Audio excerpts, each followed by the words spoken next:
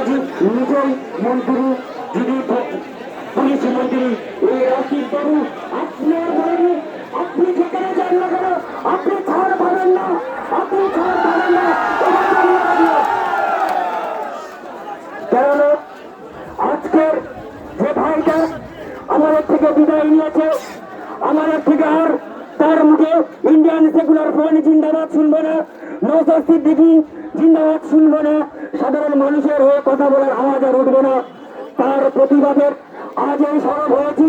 এই ঘুষখোর পুলিশ, এই তোলাবাজ পুলিশ যে তৃণমূলের ঝান্ডাটা দেখে রেখে নিজের খাদি পোশাককে অসম্মান করছে, রাশিদ সরকার আপনাকে জানিয়ে দিই, আপনি আপনার এই খাদি পোশাকটা খুলে তৃণমূলের ঝান্ডা নিয়ে বলেন, তৃণমূল কংগ্রেস জিন্দাবাদটা বলেন।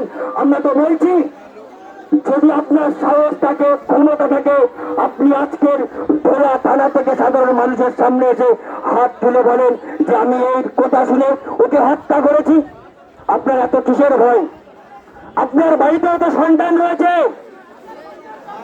আপনিও তো একটা সন্তানের পিতা। যদি আপনার সন্তানটা কোনো দুর্ঘটনায় কিছু হয়ে যায়, আপনার বুকটা কি বলবে, আপনার মনটা কি বলবে? আজকে তোর মাত্র 22 বছর, সেই ছেলেটার বয়স আজ আমাদের কাছ থেকে বিদায় নিয়ে চলে গেল। দুঃখের সাথে বলছি, যদি সাধারণ মানুষ এই শহীদ আবু সিদ্দিকের হয়ে